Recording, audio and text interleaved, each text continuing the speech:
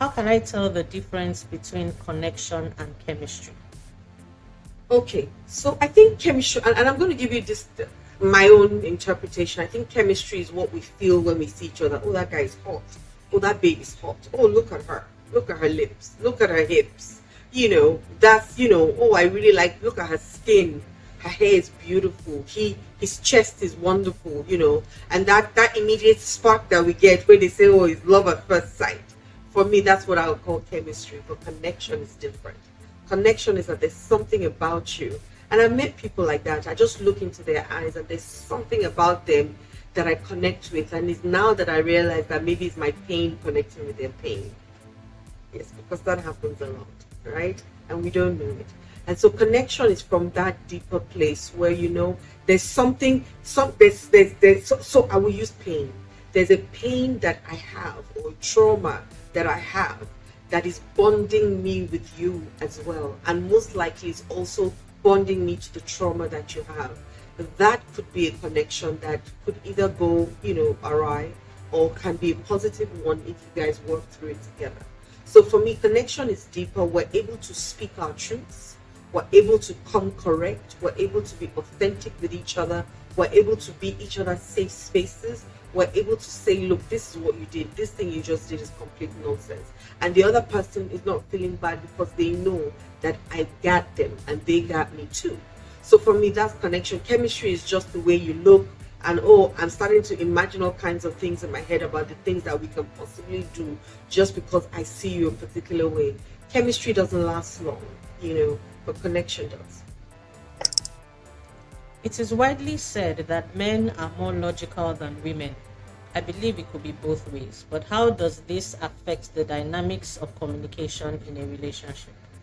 So I think everybody has both sides, logical and emotional sides. But and which is the masculine and the feminine side. Everybody has it. Just like I say that we all have different animals in us. The one you feed is the one that grows. So if a masculine, because I used to be a masculine woman, and if I would say I'm recovered from it, but not 100%. But I've seen a lot of masculine women and a lot of feminine men as well. Once again, is which one grows. I've met emotional men, very emotional men, and I've met men who are completely logical and don't think about anything else but logic. How do we find an answer to this right now? So if we're dealing with a masculine man and a feminine woman, that's probably what I'll be talking about today. And the masculine man is the man who's thinking, how can we solve this problem? What is the problem? Who do we need right now? Let's just go. And then the woman is saying, no, I just want you to listen to me. I'm not actually really looking for a solution to the problem. I just want oohs and ahs. Does that happen to you? Because it used to happen to me. I just want somebody to say, hey, yeah. Or they'll say, sorry. Just pat me on the back and just hold space for me. So if you're a logical man, if you're a masculine man, your feminine woman doesn't want a solution all the time. She just wants a pat on the back. And maybe you want to ask, now what do you want from this conversation when after we've had it? Because sometimes even us as women, we don't even know. We think, oh, this is what we want. But then you now be like, but he didn't even say sorry. Meanwhile, you were asking for a solution. So I think that, men just need to understand that feminine women think very differently. And because we're emotional beings, we're more about the feeling or how he made me feel, what he said, how it made me feel. It's always about the feelings, what she said, the way she looked at me, I felt. It's always about how the woman feels. So maybe you want to ask from the beginning, what do you want me to say to you or do to you when we're done with this conversation? And let her tell you, maybe, right? So she can say, I actually just want to hug when we're done. Or I want you to give me a possible solution. And then you're able to work off that so that you know your partner better. And for women as well, you also want to say it up front that, look, I want to share something with you, but all I just want is a hug after I've shared it with you. I'm not asking, maybe later you can think of a solution and give it to me. But right now, I'm not looking for a solution. I'm looking for a hug. Now, I personally think that, we all need to be upfront with the things that we want as human beings, right? When you're speaking to somebody, you want to have an intention, you want to have an end goal in that conversation. What do you want that person to do? What do you want that person to say? And I'll give you an example. So a woman dresses up and says to a man, how do I look? Do you like the way I look? And the man looks and says, no, I don't. And it shatters the woman. Now that's not what she wanted to hear. And I used to be like that. So trust me, I'm talking from experience. And you're like, but, and you're feeling yourself, oh, you are dressed up, you're like, what? Ha!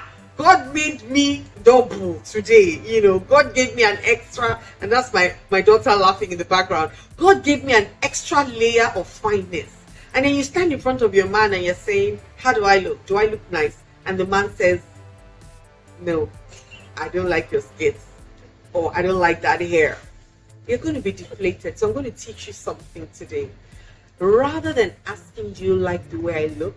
Ask this question. Tell me 3 things you like about the way I look. Now, he or she is forced to look for 3 things they like.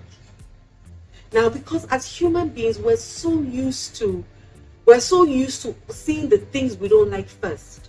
We don't actually look for the things that we like first. And this is not just with your parents. Anything, if you send a document to somebody, you send a video to somebody, you send them something to look at. The question you should ask them, because you want the benefits, you want the advantages, you want them to say nice things. You have to skew them to say nice things.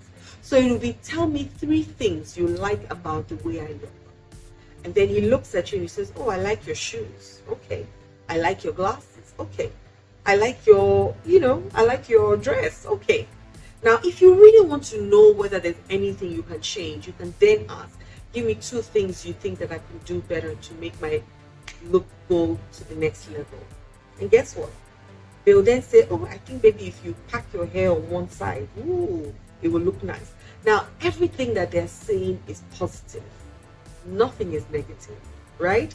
That's because you have guided them into that space. And so it's same way in our conversations as well.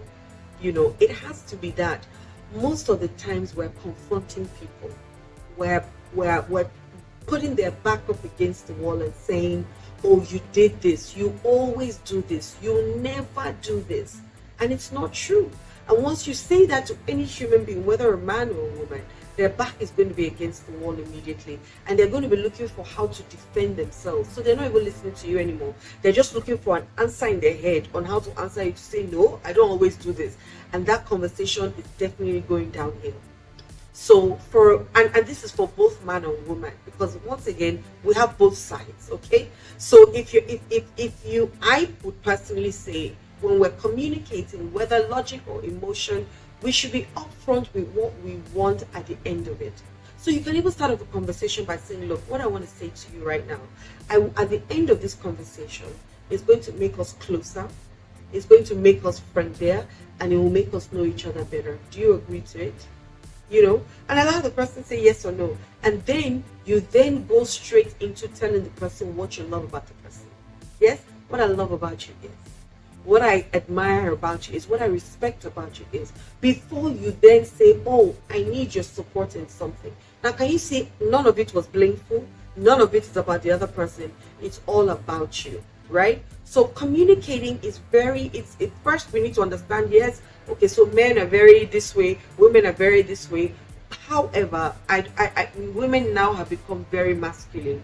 So the woman is also very logical and also looking for solutions. So imagine a logical person and a logical person is going to be war all the time. Nobody's going to bend down for the next person to say, okay, I hear you, or I agree, or all of that. And I used to be like that. I used to be so, once you tell me a particular thing, and immediately my back is up against the wall, and I'm looking for how to defend myself, because I was very logical as well. Emotions I threw to the curb because I didn't feel like, I was in a safe enough space to be emotional and to be vulnerable, until I changed all of that. So yeah, that's what I think. Hi there, my name is Adiola Kingsley James, and I've done a beautiful series on relationships, and we've talked single motherhood, we've talked different things in relationships, we've talked love and compassion. You need to listen to this series, and send us questions if you want more answers, yeah?